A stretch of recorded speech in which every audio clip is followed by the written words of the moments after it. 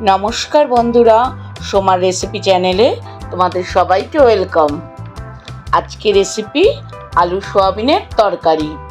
এটা কমন একটা রান্না, তোমরা সবাই কম বেশি বাড়িতে তৈরি করে থাকো।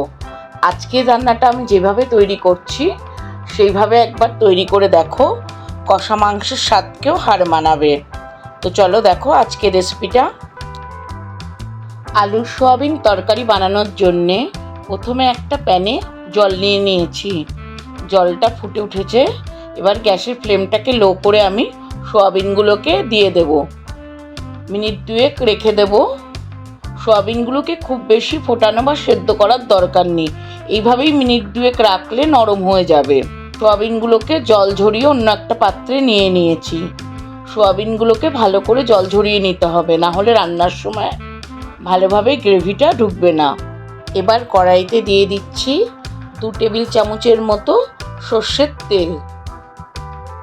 তেলটাকে ভালোভাবে গরম করে নিয়ে গ্যাসের ফ্লেমটা মিডিয়াম টু লোতে রেখে আলুগুলোকে আমি ভেজে নেব।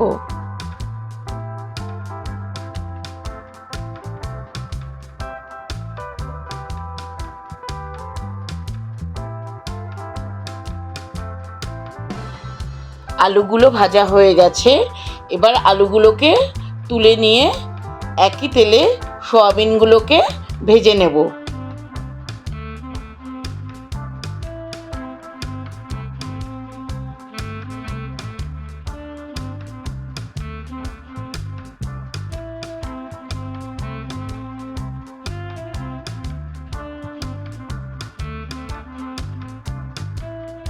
আমি এখানে 2 থেকে 3 মিনিট ধরে সোয়াবিনগুলোকে ভেজে নিয়েছি।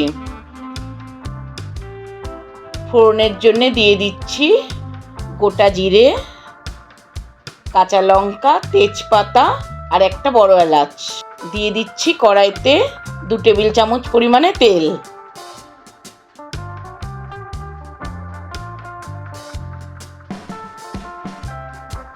ফোড়নটাকে হালকা ভেজে নিয়ে এতে দিয়ে দেব কুচানো পেঁয়াজ। পেঁয়াজ দিয়ে 3 থেকে 4 মিনিট মিডিয়াম টু লো ফ্লেমে আমি ফ্রাই করে নেব, যতক্ষণ না পেঁয়াজের রঙটা হালকা বাদামি হয়ে আসছে।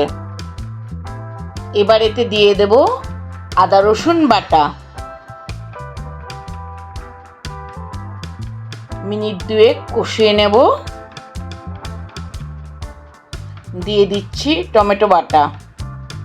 টমেটোটা দিয়ে ভালো করে কষিয়ে নেব যতক্ষণ না টমেটোর থেকে কাঁচা গন্ধ চলে যাচ্ছে।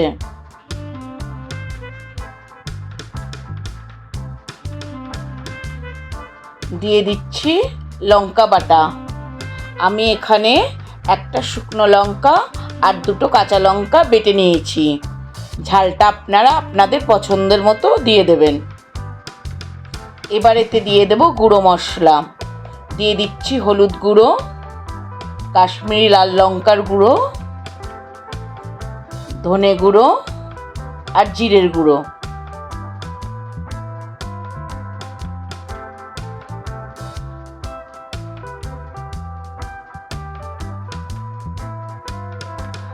দিয়ে দিচ্ছি স্বাদ মতো লবণ।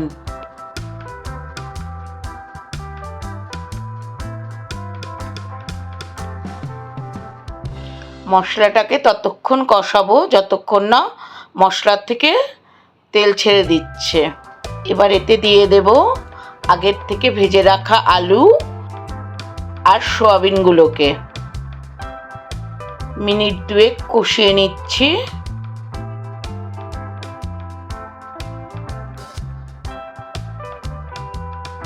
এবার এতে দিয়ে দেব জল।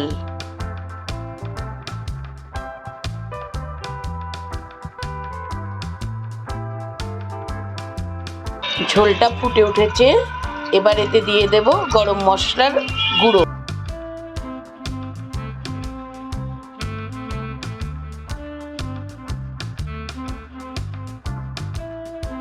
আর দিয়ে দেব কুচানো ধনেপাতা।